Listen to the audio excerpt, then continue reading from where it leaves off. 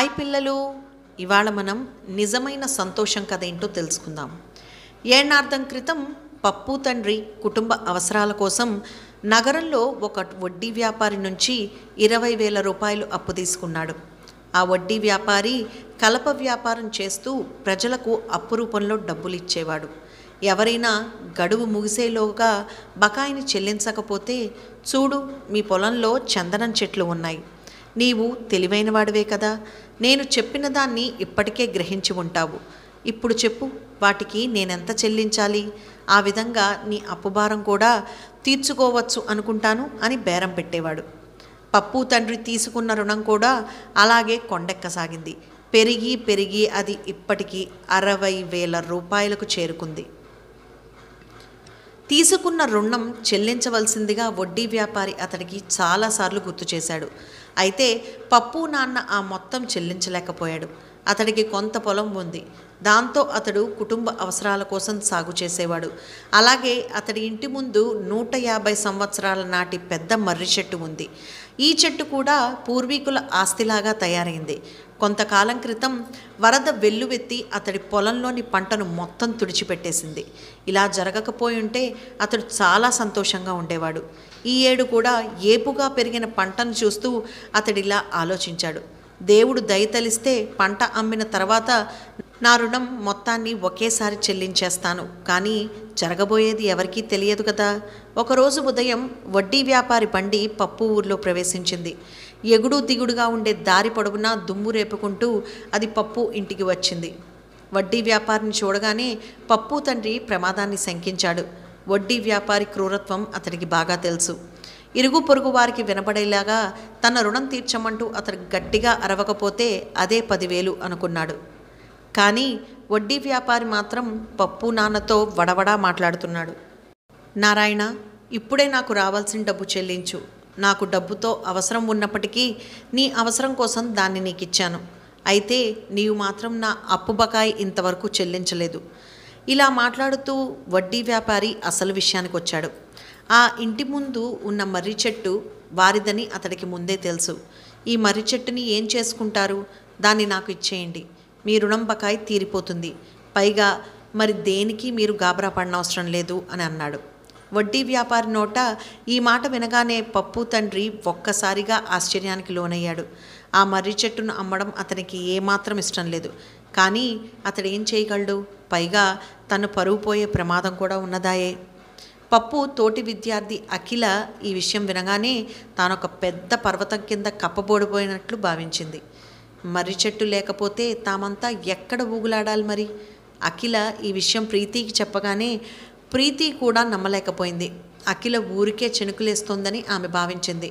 అబద్ధాలు మాని నోరు మూసుకోవే, ఇంత పెద్ద చెట్టును పట్టుకుని కోసేసే గనులెవ్వరిక్కడా?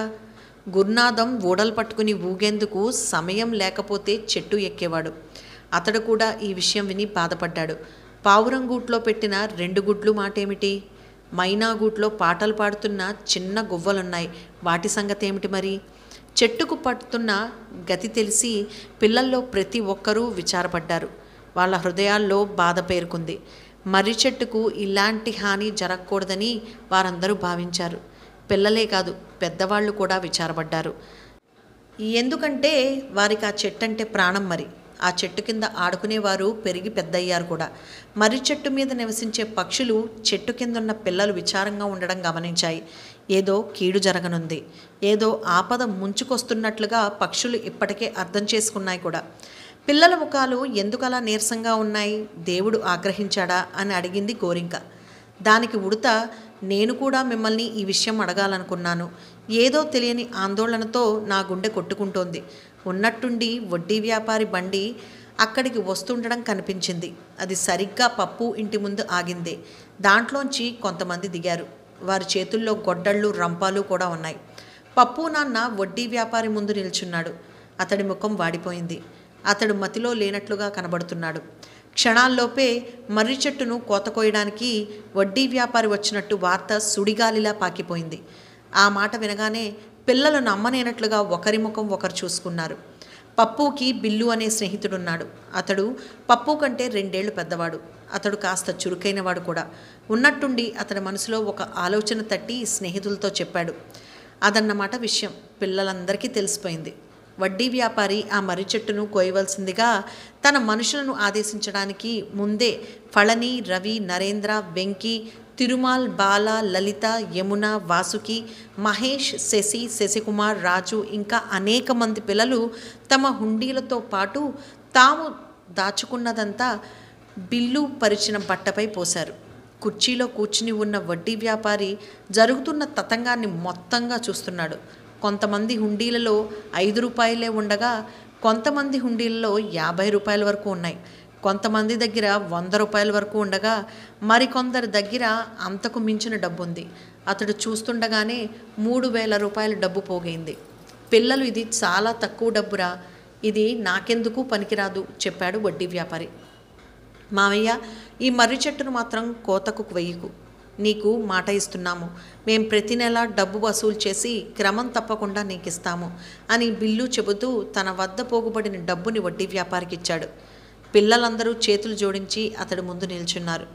పిల్లల ముఖభంగిమలను, వారి ముఖళిత హస్తాలను చూసి వడ్డీ వ్యాపారి హృదయం ద్రవించింది. కాసేపు ఆలోచించి అతడు తన చేతిని పప్పు నాన్న భుజం మీద వేసి, ఈ పిల్లల ముఖాల్లో ప్రేమానురాగాలను చూస్తుంటే మర్రి చెట్టును కొయ్యాలనిపించడం లేదు. వారు తమ పరిసరాలను ఎంతగానో ప్రేమిస్తున్నారు. దేవుడు మిమ్మల్ని కరుణించుగాక. మీకు మంచి భవిష్యత్తు ఏర్పడుగాక. నా బాకీని నీవే తీర్చు. నీకు ఎంత అనిపిస్తే అంతే వడ్డీ ఇవ్వు. వడ్డీ ఇవ్వలేను అంటే కూడా పర్వాలేదు. పప్పు నాన్న కూడా వారితో పాటు చేతులు ముడుచుకునే ఉన్నాడు. తేనీరు తాగిన తర్వాత వడ్డీ వ్యాపారి బయలుదేరిపోవడానికి తన బండిలో కూర్చోగానే మర్రి చెట్టు పైనుండి పక్షుల కిలకిల రావాలను అతడు విన్నాడు. ఉడతలు కిచకిచమంటూ ఒక కొమ్మ నుండి మరొక కొమ్మ మీదకి ఎగురుతూ సంతోషం పట్టలేకపోతున్నాయి.